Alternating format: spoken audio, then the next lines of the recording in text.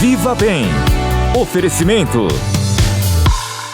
Entrega rápida Drogazil, em até 1 hora, por apenas R$ 6,90. Olá pessoal, mais um Viva Bem começando. E eu quero saber, todo mundo pronto para sair do sofá e começar a correr? Será que abdominal ajuda a queimar a gordura da barriga? Quer saber mais sobre as loucas teorias de alimentação? Então não perca meu papo de hoje com a nutricionista Márcia Terra, porque ela é fera em derrubar mitos. No Fit Fight de hoje, o duelo das barrigas, Mano Balboa e Pepe Drago continuam na briga para saber quem vai perder mais medida na circunferência abdominal.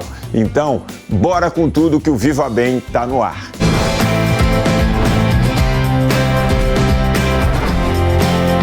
Jovem Pan Viva Bem, com Márcio Atala. No Fit Fight, o desafio das barrigas, Mano Balboa saiu na frente. Mas Pepe Drago tá levando a melhor em todos os desafios. Mas agora chegou a hora de ver como está sendo o dia a dia de cada um deles.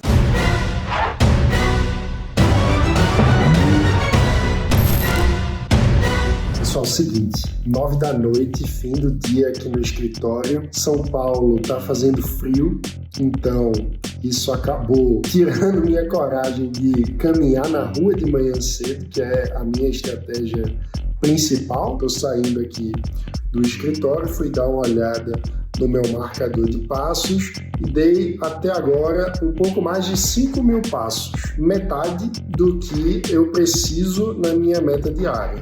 Eu vou dar mais uma caminhada para minha casa, isso deve me ajudar com alguns passos a mais, o resto eu vou ter que fazer na esteira. Eu moro perto, mas uma das vantagens também para a caminhada é um pouco de ladeira, então uma leve inclinação, que é aquela leve o suficiente para não ficar morrendo, mas que ajuda um pouquinho a aumentar o esforço. Como sempre aqui, pessoal, na escada, que é de lei, sempre agora no lugar do elevador, pegamos a escada, mudança de hábito, que entra na rotina com facilidade, também porque eu moro no andar baixo, mas agora estamos indo na academia.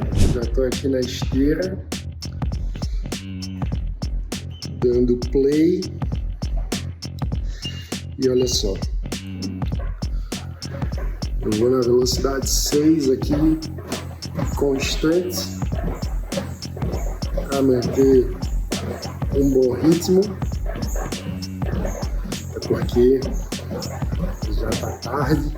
Vamos ver se eu vou ter condições de dar um sprint em algum momento, mas eu não vou forçar, porque, diferente do PP, que coloca o pé na jaca, eu estou apostando na estratégia da consistência. Então, o meu ponto é conseguir dar os 10.000 passos todo dia e controlar a alimentação, melhorando também a qualidade do sono. Eu achei que hoje não ia ter muita disposição, mas é que depois de 6 minutos, o corpo deu uma aquecida e eu acho que eu vou dar um sprint de 2 minutos em ritmo 9. Vamos ver se eu aguento.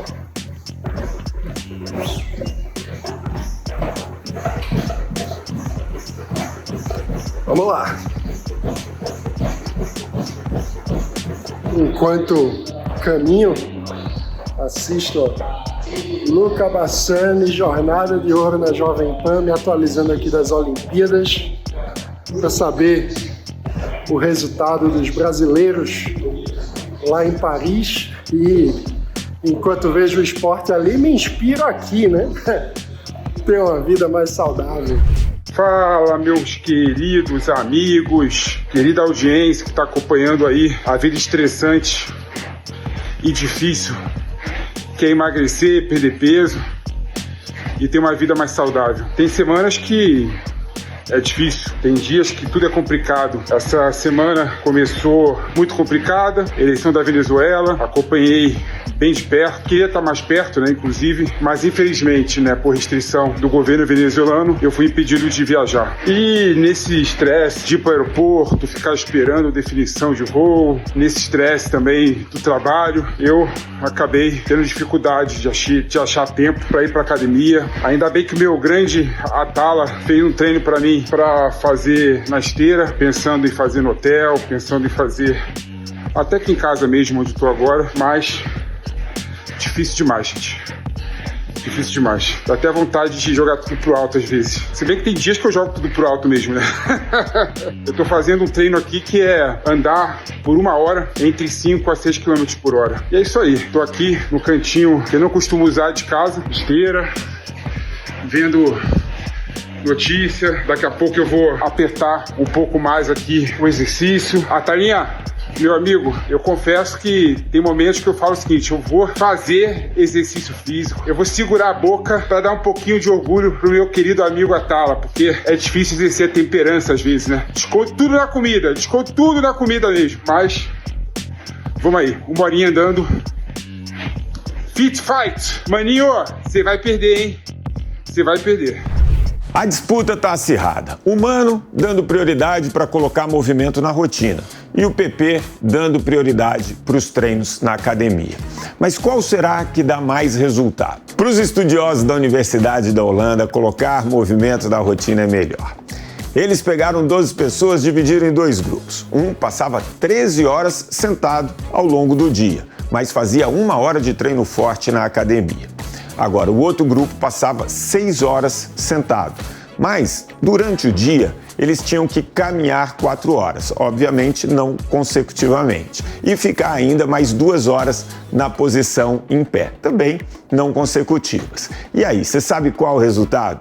Mesmo que a quantidade de calorias gasta fosse a mesma, os índices de colesterol, triglicéridos e resistência à insulina eram melhores para aqueles que se movimentaram ao longo do dia, mesmo que de forma moderada. Então, na Batalha das Barrigas dessa semana, o nosso vencedor é Mano Malboa. Sabe por quê? Porque ele teve regularidade. Vamos saber do André Alba do Pânico o que ele achou que deu mais resultado e foi mais fácil incluir na rotina.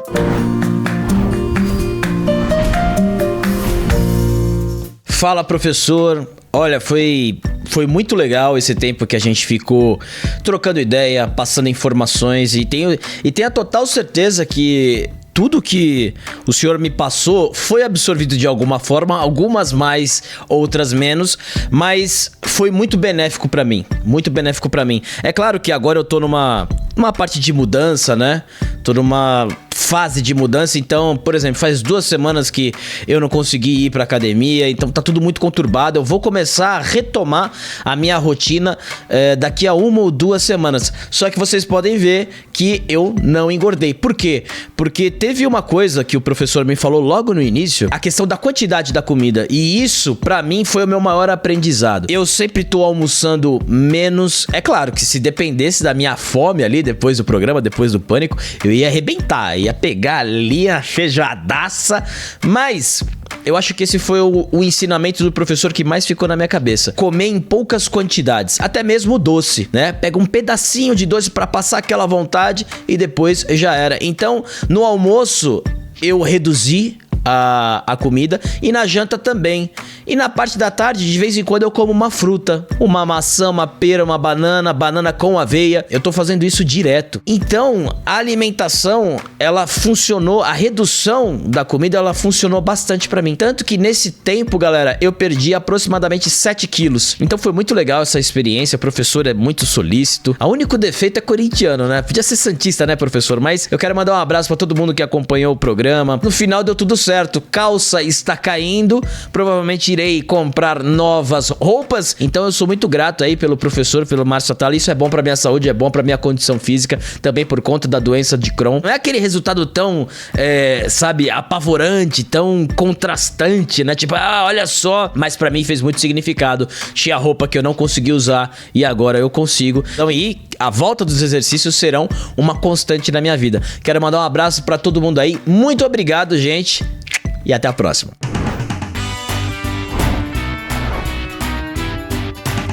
E como diria Marcos Valle, tem que correr, tem que suar. Vamos lá? Nossa, como eu canto mal. Mas o Saia do Sofá de hoje é especial para quem quer começar a correr. Joe, vai com tudo. Vou mesmo, mas calma, vamos voltar um pouco no tempo. Mas claro que antes de começar a correr, eu tava aqui pegando as melhores dicas com o Lucas, que é professor de educação física e ele é especialista em treino de corrida. Muitas pessoas começam a correr e falam assim, caramba, eu saí pra correr, mas eu não consigo correr. Por que as pessoas acham que não conseguem correr se correr é um movimento tão natural, vamos dizer assim? É até engraçado você falar do movimento natural. Eu sempre falo que a gente começa a correr primeiro para depois andar. Eu falo sempre uma análise que a pessoa, quando cresce, quando fica bebê, fica em pé e o primeiro passo é assim, ó. Então ela começa a correr primeiro para depois andar. Perfeito. Mas diretamente sobre o cardiorrespiratório, a pessoa começa a correr, a pessoa não se conhece ainda tão bem no esporte que é a corrida. Então a pessoa se cobra bastante. Às vezes a pessoa vem de outro esporte, então já tem um cardio bom, mas fisiologicamente é outro esporte. Então ele começa a correr, começa a gastar mais energia, começa a ficar ofegante. Aí a ideia é começar com corrida e caminhada, porque o coração é um músculo, então a gente precisa fazer a contração e relaxamento. Então você tá aqui, ó, o coração tá bombeando muito rápido. Ao tempo de você começar a hiperventilar, começa a cansar. Então você tem que dar uma pausa, ou caminha, ou para de verdade para voltar a estabilizar, para depois voltar a fazer o estímulo.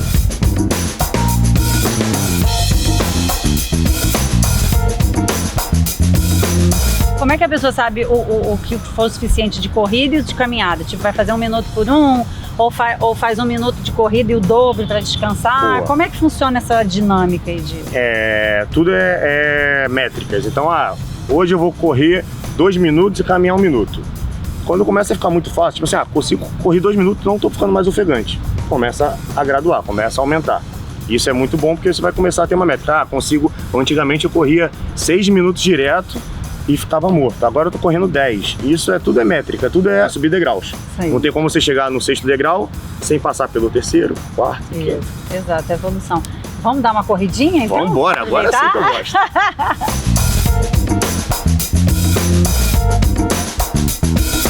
Tem muitos exercícios que os educativos de corrida, né? Que isso ajuda a galera a melhorar a biomecânica. Mas quando a galera começa a correr, a galera fica muito habitolada. Meu movimento do braço. Meu movimento da perna. E acaba desconcentrando, em vez de concentrar em si. A ideia é o movimento ser fluido aqui, ó. Prático aqui, igual a gente tá caminhando, ó. Uma pesada à frente, um braço à frente. Então a corrida é a mesma coisa, só que um pouco mais acelerado. Então, é algo fluido, algo normal. Não precisa ficar pensando muito. Isso, natural. Se ficar pensando muito, pode estragar até, né não? É isso.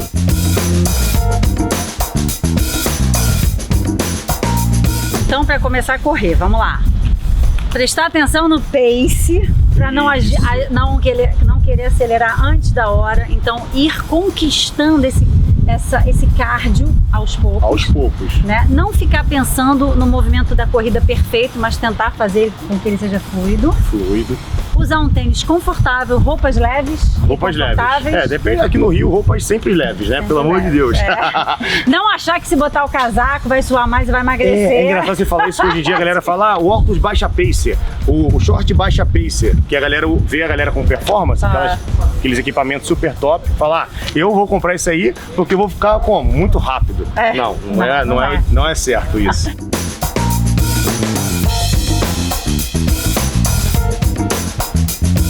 Maravilha. Depois dessa aula, para começar a correr, eu acho que até você vai se animar de correr, hein, Márcio? Ficou parecendo que é fácil e é. A corrida é um movimento natural do ser humano.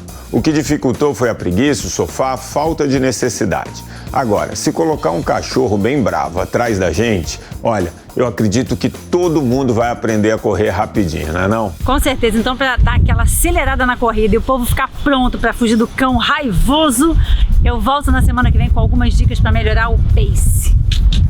Os caçadores de mito querem saber: malhar o abdômen é bom para queimar aquela gordurinha da barriga? Bom, pessoal, então agora quero ver. Dá uma levantada, faz uns agachamentos, mas não saia daí, que eu volto já para te contar se é mito ou verdade.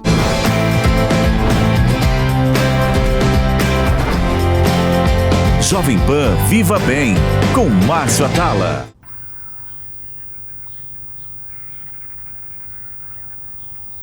Tem horas que não dá para você sair de casa. Por isso, nosso cuidado vai até você. Entrega rápida Drogazil. Obrigada. Em até 1 hora por apenas R$ 6,90. Peça pelo nosso app.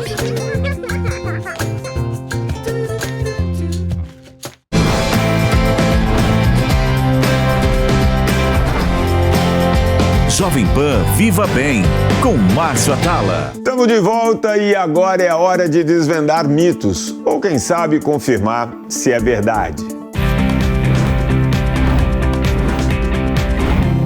Se prepara que vem chumbo grosso! Ouvimos dizer por aí que malhar o abdômen é muito bom para queimar aquela gordurinha da barriga. E aí, Márcio Atala, confirma ou derruba? Derrubo total. Esse é um mito muito tradicional e dos mais absurdos. Não existe nada mesmo, nem exercício, nem remédio, nem alimentação que faça a gente emagrecer de forma localizada, a não ser a lipoaspiração. Mas exercício localizado não vai queimar gordura de forma localizada. Quando a gente emagrece, é o corpo inteiro que perde gordura. Além disso, os exercícios mais eficientes para ajudar a queimar a gordura corporal não são os localizados. Esses são melhores para fortalecer e desenvolver os músculos. É fácil perceber isso. Basta você pegar um peso como esse, por exemplo, e fazer um exercício para o bíceps, esse músculo aqui do braço, como eu estou fazendo agora. O que você está percebendo? Tô fraquinho, né? Não é isso não. O que você está percebendo é que eu estou trabalhando a musculatura do braço. Obviamente, eu não vou ficar magrinho desse braço e perder gordura só aqui e não perder no resto do corpo. Eu estou trabalhando a musculatura. Mas tem gente que acha que fazer abdominal, que é um músculo, vai queimar a gordura da barriga. Na verdade, você está fortalecendo a musculatura abdominal. O raciocínio é o mesmo do exercício para o bíceps. O tipo de exercício e o estímulo são os mesmos, então nem precisa ser um especialista para entender que esse mito é bem mito mesmo. O que acontece é que cada pessoa tem um biotipo diferente e tende a acumular gordura em diferentes partes do corpo. E quando a pessoa emagrece e percebe que fica uma região que demora mais para perder gordura, isso é porque nessas áreas temos menos receptores para queima de gordura, ou seja, menos receptores que vão estimular a gordura daquele lugar a ser utilizada como fonte de energia no exercício. Então, gente, não tem um GPS no nosso corpo que faça com que a gente emagreça exatamente onde a gente quer.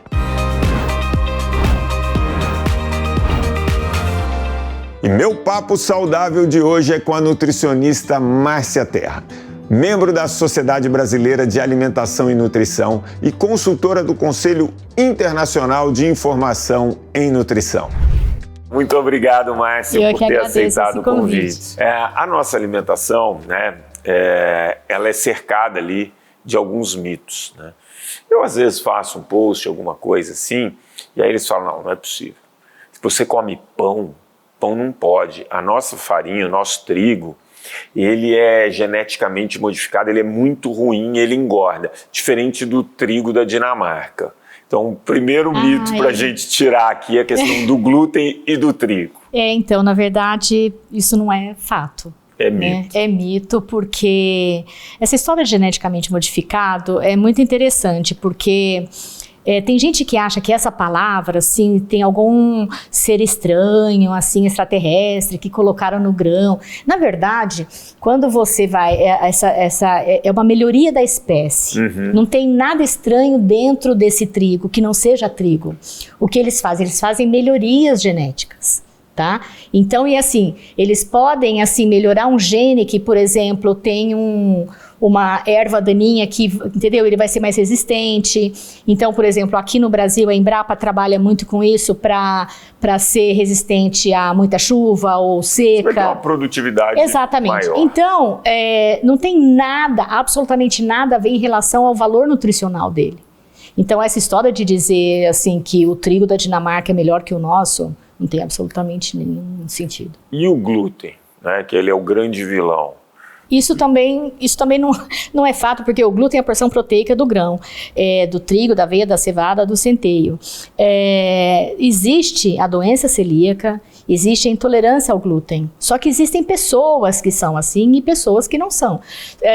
A maioria das pessoas não é intolerante ao glúten, mas se você retira o glúten da tua alimentação, você meio que passa a ser sensível a ele, porque você deixou de digerir aquilo. Quando você vai comer, você pode ter algum desarranjo. Exatamente, do mesmo jeito que você deixa de comer doce, por exemplo, por muito tempo, aí você come um quindim, você vai se sentir meio mal, entendeu? Porque você não está mais acostumado com aquilo. Mas assim, se você voltar a comer, aquilo vai voltar. Mas é que as pessoas tiram o glúten com essa ideia de que elas têm problema, que estufa a barriga, mas aí ela tira todas as massas, todos os pães, e aí ela perde peso, e aí ela fica feliz porque ela perdeu peso, mas não tem nada a ver. Não consegue manter, né? Não mantém, porque ela não faz atividade física, né? Aí é com você. E muito difícil você manter uma alimentação, principalmente para quem gosta, né, de carboidrato, de uma pizza, de um pão. É muito difícil você manter uma alimentação sem glúten. As pessoas acham assim que o carboidrato é o vilão, e é o contrário. É o contrário, né? É a base da nossa alimentação, né? E o carboidrato, tem muitos alimentos que tem muita fibra e que carregam o carboidrato que você precisa. Né? Então, assim, é que assim, não tem... O que eu vou te falar aqui não impacta. Porque é o comum que eu vou te falar. Não dá sensacionalismo. Não dá sensacionalismo, é o comum, assim, você comer arroz, feijão, entendeu? Você sabe o que acontece? É porque quando você fala isso, você meio que mostra para uma grande parte da população que ela tem que fazer algumas alterações ali no estilo de vida e que vai depender dela, né? E que não é exatamente aquele alimento que ela estava consumindo o grande culpado por alguma situação que ela se encontre, seja de excesso de peso ou aumento da glicemia, ou, né? Então você tem algumas coisas que eles querem relacionar um vilão para poder ficar mais fácil. E aí tem a questão do leite, né? Primeiro, leite inflama, e a segunda coisa do leite que eu queria saber, se o prazo de validade dele for mais do que 7, 8 dias, se ele está fora da refrigeração, ele contém muitos aditivos e conservantes que vão causar câncer. Então, nenhum ingrediente ou aditivo alimentar causa câncer, né? Não causa. O leite, né? O leite de caixinha, o leite que você deixa na prateleira, é um leite completamente seguro. A hora que você abre, você tem que refrigerar. A validade depois que você abriu vai ser também de pouco. Entendeu? Uma semana, até vai durar até mais, entendeu? Não tem problema nenhum, então não existe... e assim, essa história de leite inflamar também é muito complicado, porque eu tenho até já fiz bastante trabalho sobre explicando isso do leite, porque as populações mais desenvolvidas são as que consomem mais leite. Porque o leite é um alimento muito importante para a nossa dieta, assim, se você não tem nada, assim, você não almoçou, você não fez nada, toma um copão de leite e vai. Ele é muito rico nutricionalmente. Ele é, né? quase completo, Nossa alimentação não é fácil, porque vão criando essas crenças, né? E aí as pessoas vão deixando de consumir, por exemplo, arroz com feijão, que eu acho que engorda, deixam de consumir o leite, enfim, tem toda essa questão. Mas tem outras coisas na alimentação ali que vão impactando e que viram quase que verdades absolutas. E uma delas é que o frango tem que ser o frango da granja porque ele contém hormônios. Isso é real ou também é um mito? Não, até assim, meu filho que perguntou, mãe, o que são galinhas felizes? Eu falei, Theo, deve ser galinha que fica rindo, né, no pasto, não sei o que, exatamente o que é, né, e assim, as vacas felizes, galinhas felizes, isso aí é o marketing, né, porque essa história de hormônio, até a criação de aves, ela é muito controlada, né, pelo Ministério da Agricultura, não existe isso de, eu quero comprar tudo orgânico, eu quero, nada contra, mas a minha posição é que assim, o alimento tem que ser seguro, entendeu? Então assim, a segurança de alimentos que tem a ver com conservação, com qualidade, né, com processo. Então assim, um frango de granja, entendeu? De uma grande granja, eu tenho certeza que ele vai ser um alimento muito seguro. Agora, se você cria galinha na tua casa, entendeu? Como é que você vai matar essa galinha? Isso aí você tem vários pontos na alimentação que eles vão meio que dificultando o entendimento das pessoas, né? E esse do frango com hormônio é um clássico na alimentação. Porque eles acham que porque o frango de caipira, ele é menorzinho e o frango de granja não. Sim, porque ele é alimentado, entendeu? Ele tem lá um processo de crescimento, mas essa história de hormônio, isso daí fica mais caro para o produtor. Essa não é a ideia. A conta não fecha. E aí a pessoa vai no supermercado. A primeira dica parece besta, mas não é. Não vai no supermercado com fome. Isso isso funciona mesmo. Se você for tipo meio-dia e você não comeu, você vai pegar um monte de coisa que você não pegaria. Entendeu? Então, assim, dá uma pensada no cardápio da semana, é isso que você falou. É arroz, é feijão, entendeu? Você pega lá, por exemplo, carne de porco, tem pouquíssima gente, eu sou do interior, pouquíssima gente come carne de porco, tem filé mignon de porco. E eles têm um certo preconceito, porque comer carne de porco pode te dar... Não, então, cercose, mas isso aí antigamente, entendeu? O porco era criado em chiqueiro, hoje em dia você tem, entendeu? São empresas fantásticas. E você tem cortes de carne suína muito parecidas com a bovina hoje, não, né? É picanha, tudo. Sim, você tem igual, picanha, né? Você tem filé mignon e o preço é muito melhor, entendeu? Assim, você faz um filé mignon de porco, é nutricionalmente equivalente. Muito, e às vezes, dependendo do corte, ele tem menos gordura do que o bovino. Entendeu? Então, assim, são coisas que, assim, eu acho que é se livrar desses preconceitos porque, assim, tem muita gente que acha que, antigamente se comia melhor. Isso não é verdade, tá? Então, assim, porque meu avô, não, era banha de porco, era arroz, feijão, era toucinho. Só que ele andava 20 quilômetros por dia, exatamente, capinava, entendeu? Tava na enxada, tava na lida. Então, isso aí é outra história. Estilo de vida, né? Porque não é a alimentação. Olha, eu sou nutricionista. Eu acho assim, você pode ter uma alimentação desregrada. Se você tiver um estilo de vida ativo, o estilo compensa. É difícil você ouvir nutricionista falando isso. Porque você pode ter uma pessoa que tem uma alimentação super saudável. Se ela for sedentária, ela não tem saúde. Aí, tá vendo? Entendeu? Isso é muito difícil, porque quando isso vem de alguém da minha área, fica com a né? guerra, exato. Não tem guerra. Não existe tudo isso. É importante. Era a sua dica. Para essa pessoa ter uma certa autonomia na hora de montar o prato, como que eu monto? É assim, é um negócio muito antigo. No prato você divide em três, tá? Em três. Aí você tem os alimentos construtores, que são as proteínas, tem as animais e as vegetais, tá? Então você tem grãos, e você tem as carnes e o leite, aí você tem isso, aí você tem os energéticos, que são os carboidratos e as gorduras, então você tem arroz, você tem batata, e aí você tem os reguladores, que são aqueles que dão fibras, vitaminas e minerais, que são as verduras, os legumes e as frutas, os hortifruti. Então assim, se você tiver um pouquinho de cada, tá ok. Tá isso. É isso. Bom, sabe por que é bom? Porque você simplifica a alimentação. É isso, sem complicar. Muito obrigado. Esse papo foi mais do que saudável com a nutricionista Márcia Terra. Tenho certeza que você gostou. Agora é começar a colocar em prática e você viu, né? Não fui eu que falei. Caminhadinha, meia hora por dia. Bora lá colocar o corpo em movimento. É isso aí. Mais um programa Viva Bem chegando ao fim. Mas eu quero deixar uma última dica para você compartilhar o programa com aquelas pessoas que você gosta. Basta pegar o link no canal da Jovem Pan News ou no meu canal Márcio Atala lá no YouTube e enviar. Semana que vem nosso encontro está confirmado e eu espero por você. Até lá!